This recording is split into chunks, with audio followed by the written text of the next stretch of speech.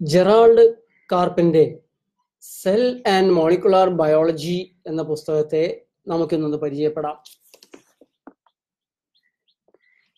പ്രകൃതി ചികിത്സാ രീതികൾ ശാസ്ത്രീയമല്ല, അശാസ്ത്രീയമാണ് എന്നൊക്കെ തെറ്റിദ്ധരിച്ചിട്ടുള്ളവരുണ്ട്. അവർക്ക് കുറച്ച് കാര്യങ്ങൾ വ്യത്യസ്തമായി മനസ്സിലാക്കാൻ സഹായിക്കുന്നവയാകും ഈ സെൽ ബയോളജി ടെക്സ്റ്റിലെ ചില ഭാഗങ്ങൾ. Basic properties of cells.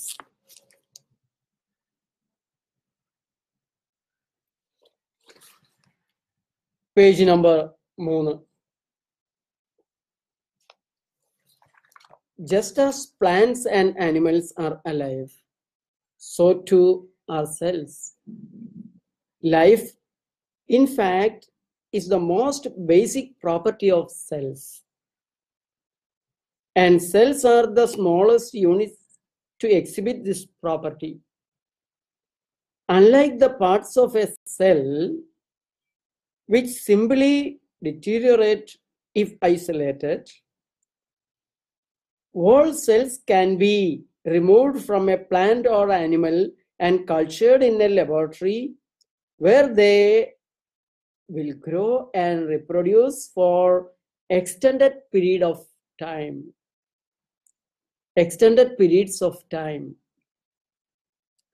If mistreated, they may die. Death can be considered one of the basic properties of life, because only a living entity faces this prospect. Remarkably, cells within the body generally die by their own hand. The victims of an internal program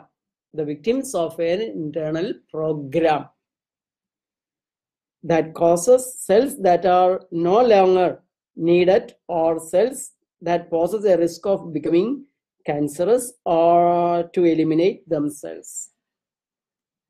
ഈ ഭാഗത്ത് ഒരു പ്രത്യേകമായ ശ്രദ്ധ നമ്മൾ നൽകുകയാണെങ്കിൽ, കോശങ്ങളാണ് ഒരു ശരീരത്തിന്റെ അടിസ്ഥാന ഘടകം. ശരീരത്തിന്റെ ജീവന്റെ ഏറ്റവും ആരംഭം ഈ ചെറു സെല്ലുകളുടെ ജീവനിൽ നിന്നാണ്. കോശങ്ങൾക്കും ജീവനുണ്ട്. നാം ജീവനോടെ ഇരിക്കുന്നു, അതുപോലെ തന്നെ കോശങ്ങൾ ജീവനോടെ പ്രവർത്തിക്കുന്നു, ജീവനോടെ ഇരിക്കുന്നു. ആ ജീവന്റെ ഒരു പ്രത്യേകതയാണ് കോശങ്ങളെ ലബോറട്ടറിയിലെ പ്രത്യേകമായ സാഹചര്യത്തിൽ സൂക്ഷിക്കുകയാണെങ്കിൽ അവ നിരന്തരം പ്രത്യുൽപാദനം നടത്തിക്കൊണ്ടേയിരിക്കുന്നു. അവയ്ക്ക് മരണം സംഭവിക്കുന്നില്ല. എന്നാൽ ശരീരത്തിൻ്റെ ഉള്ളിലായിരിക്കുമ്പോൾ അവിടെ പ്രത്യേകമായി എടുത്തു പറയുന്നു, അത് ശരീരത്തിന്റെ ഇന്റേണൽ പ്രോഗ്രാമിന്റെ ഇരകളായി തീരുന്നു, മരിക്കേണ്ടതായി വരുന്നു. അപ്പോപ്റ്റോസിസ് എന്ന് പറയുന്ന കോശമരണങ്ങൾക്ക് നിർബന്ധിതമാകുന്നു. ഇവിടെയാണ് എവിഡൻസ് ബേസ്ഡ് മെഡിസിൻ ആണ് എന്ന് പറയുന്നതിൻ്റെ പോരായ്മകൾ, തകരാറ് പ്രത്യക്ഷമാകുന്നത്. എവിഡൻസ് ബേസിൽ കോശങ്ങൾക്ക് മരണമില്ല. ലാബോറട്ടറികളിൽ ഇരിക്കുന്ന, കൾച്ചർ മീഡിയയിൽ സൂക്ഷിക്കുന്ന കോശങ്ങൾക്ക് മരണമില്ല. എന്നാൽ അത് ശരീരത്തിന്റെ ഉള്ളിലേക്ക് വന്ന് കോശങ്ങളുടെ പെരുക്കത്തിന്റെ ഉള്ളിൽ എന്തുകൊണ്ട് ഈ ഇന്റേണൽ ആയിട്ടുള്ള ഒരു ഡിസിപ്ലിനിലേക്ക് വരുന്നു? എന്താണ് ഈ ഇന്റേണൽ ആയിട്ടുള്ള പ്രോഗ്രാം? ആ പ്രോഗ്രാം ആരാണ് നിശ്ചയിക്കുന്നത്? ശരീരം കോശങ്ങളുടെ കളക്ഷനാണ്, കോശങ്ങളുടെ കൂട്ടമാണ് എന്ന് പറയുമ്പോൾ എവിടെയാണ് ഈ ഇന്റേണൽ പ്രോഗ്രാം ഇരിക്കുന്നത്? അത് എവിടെ നിന്നാണ് ഉണ്ടാകുന്നത്? ഇത് ഇന്നും ശാസ്ത്രത്തിന് പിടിയില്ലാത്ത ഒരു കാര്യമാണ്. ശാസ്ത്രത്തിനും അപ്പുറത്ത് കിടക്കുന്ന ഒരു കാര്യമാണ്. നാളെ അത് കണ്ടുപിടിക്കുമോ ഇല്ലയോ എന്ന് പറയാൻ സാധിക്കില്ല. കണ്ടുപിടിക്കട്ടെ എന്ന് പ്രതീക്ഷിക്കാം. അപ്പോൾ ശാസ്ത്രത്തിന്റെ പരിമിതമായ കഴിവിനും അപ്പുറം, പരിമിതമായ കണ്ടുപിടുത്തങ്ങൾക്കും അപ്പുറം ജീവന്റേതായ പ്രകൃതിയുടേതായ ചില പ്രതിഭാസങ്ങൾ കൂടെയുണ്ട്. ശാസ്ത്രത്തിന്റെ ഈ പരിമിതി മറ്റൊരു രീതിയിൽ കൂടെ നമുക്ക് കാണാൻ സാധിക്കുന്നുണ്ട്. ഒരു ഗ്ലാസ്സിൽ എടുക്കുന്ന ചെറുനാരങ്ങ അസിഡിക്കാണ്. എന്നാൽ ഇതേ സാധനം തന്നെ വയറ്റിൽ ചെന്ന് കഴിഞ്ഞാൽ ആൽക്കലൈൻ ആയിട്ടാണ് മാറുന്നത്. എവിഡൻസ് ബേസിൽ ചെറുനാരങ്ങ അസിഡിക്കാണ്. പക്ഷേ ജീവന്റെ ബേസിലേക്ക് വരുമ്പോ, പ്രകൃതിയിലേക്ക് വരുമ്പോ, ശരീരത്തിന്റെ പ്രകൃതിയിലേക്ക് വരുമ്പോ അത് ആൽക്കലൈൻ ആയിട്ട് മാറുന്നു. ഇതെങ്ങനെ സംഭവിക്കുന്നു? ഇതിനെ പരിഗണിക്കാതെ എവിഡൻസ് ബേസിൽ ലാബറട്ടറിയിൽ പരീക്ഷിച്ചിട്ടുണ്ട്, ലാബറട്ടറിയിൽ കണ്ടുപിടിച്ചിട്ടുണ്ട് എന്ന് പറഞ്ഞ് അതേ കാര്യങ്ങൾ മനുഷ്യ ശരീരത്തിലേക്ക് അടിച്ചേൽപ്പിക്കുമ്പോൾ വിപരീത ഫലമാണ് ഉണ്ടാകുക. മറ്റൊന്നുകൂടെ അക്കാര്യത്തിൽ നമുക്ക് കാണാൻ കഴിയുക, നിങ്ങളുടെ വയറ്റിൽ ആസിഡ് കൂടുന്നു, ആസിഡിറ്റി ഡെവലപ്പ് ചെയ്യുന്നു. അപ്പൊ അതിന് തരുന്നത് ആന്റാസിഡ് മരുന്നുകളാണ്. ഈ ആന്റാസിഡ് മരുന്നുകൾ ലാബറട്ടറിയിലെ സാഹചര്യത്തിൽ ആസിഡിറ്റിയെ നിർവീര്യമാക്കുന്നുണ്ട്. അത് അങ്ങനെ തന്നെ തുടരുന്നുണ്ട്, വളരെ ഫലപ്രദമാണ്. ആ പേരിലാണ് ലാബറട്ടറിയിൽ പരീക്ഷിച്ചിട്ടുണ്ട്, ആ പേരിലാണ് വിജയകരമായി മരുന്നുകൾ മനുഷ്യ ശരീരത്തിലേക്ക് എടുക്കുന്നത്. എന്നാൽ മനുഷ്യ ശരീരത്തിലെ അസിഡിറ്റിക്ക് നിങ്ങൾ കഴിക്കുന്ന എവിഡൻസ് ബേസിൽ ഇട്ടുകൊടുക്കുന്ന മരുന്നുകൾ അസിഡിറ്റിയെ നിർവീര്യമാക്കുന്നു എന്നുള്ളത് ശരി തന്നെയാണ്. പക്ഷേ വളരെ പെട്ടെന്ന് തന്നെ അസിഡിറ്റി തിരിച്ചു വരുന്നു, ഇരട്ടിയായി. അപ്പോൾ കൂടുതൽ ആന്റാസിഡ് നിരന്തരമായി കഴിക്കേണ്ട ഒരു ഗതികേടിലേക്ക് മനുഷ്യൻ അധപതിക്കുന്നു, രോഗി അധപതിക്കുന്നു. ഇതും എന്തുകൊണ്ടാണ് സംഭവിക്കുന്നത്?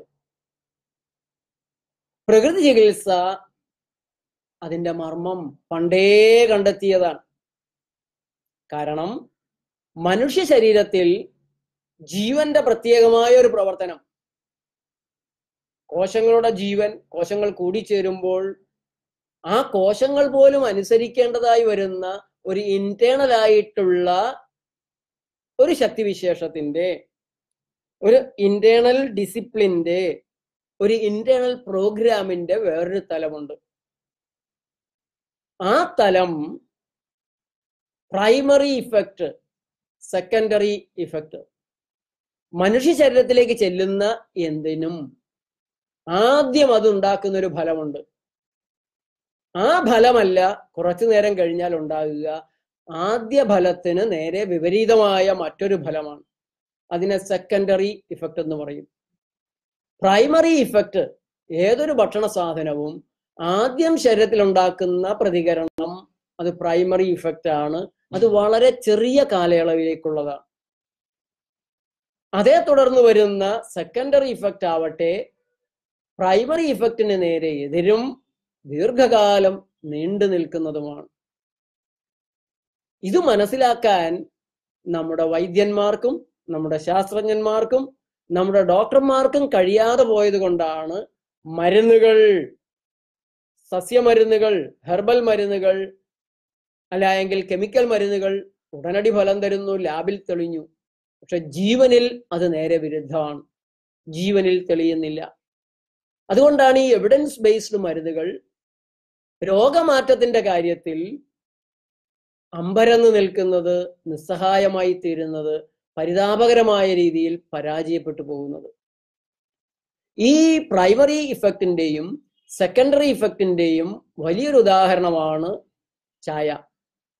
ക്ഷീണിച്ചിരിക്കുമ്പോൾ ഒരു ചായ കുടിച്ചാൽ ക്ഷീണം മാറുന്നു. പക്ഷേ അത് പ്രൈമറി ഇഫക്റ്റ് ആണ്.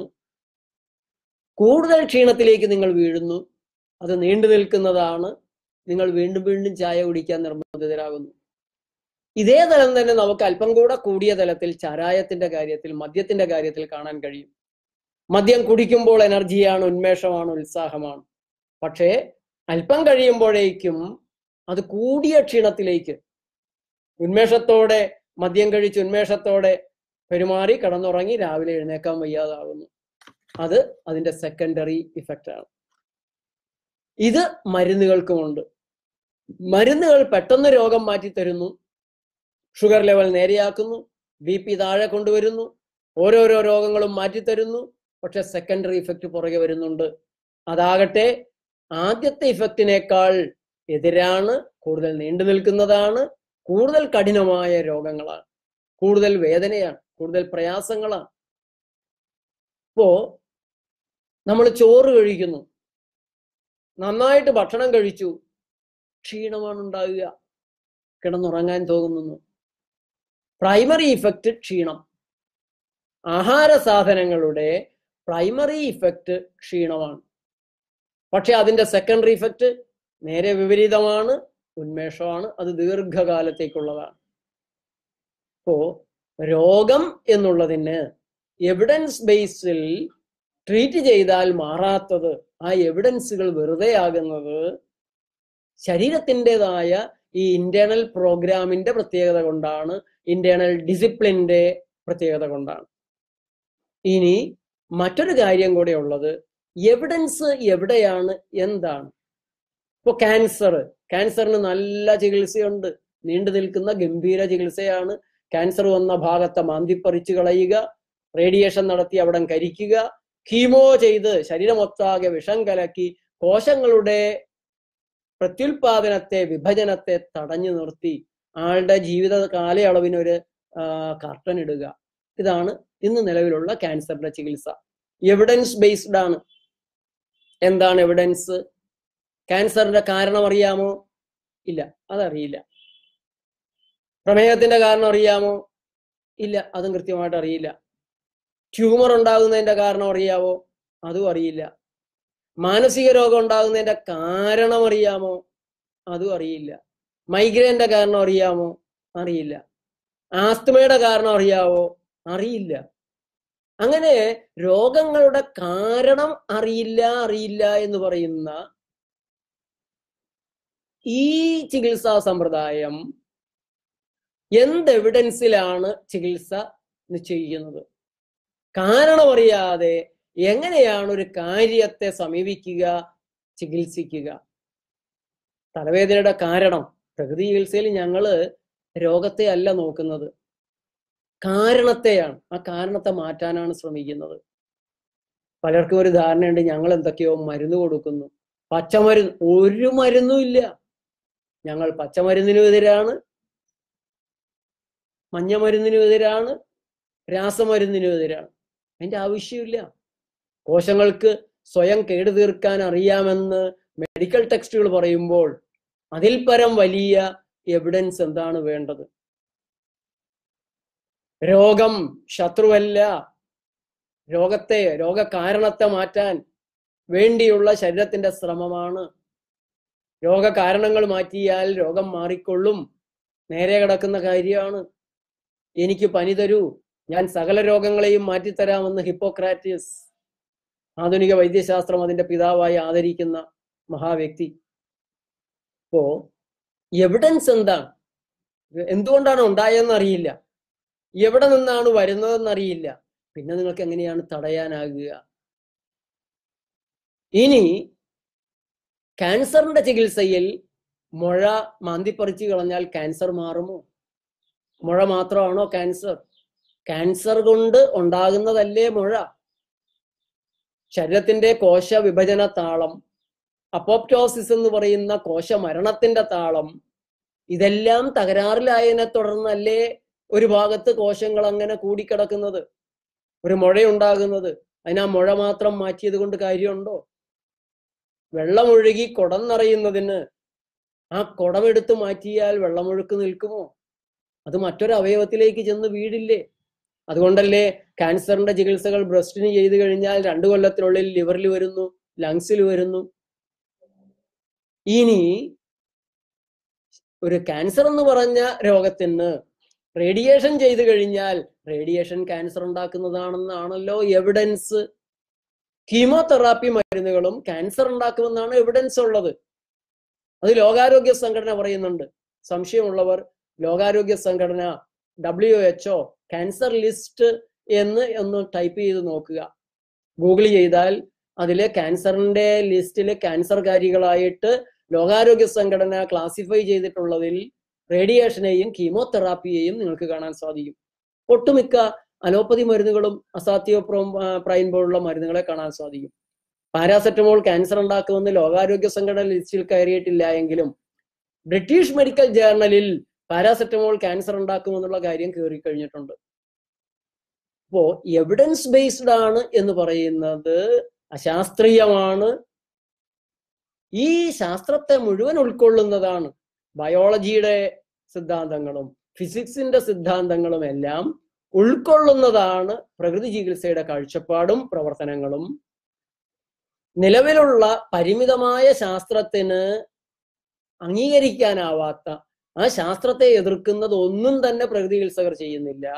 മറിച്ച് അതൊക്കെ തന്നെ ചെയ്യുന്നുകൊണ്ട് അതിന് എത്താൻ കഴിയാത്ത മറ്റൊരു തലത്തിലേക്ക് കൂടെ പ്രകൃതി ചികിത്സ മുന്നിട്ട് നിൽക്കുന്ന ഒന്നാണ്.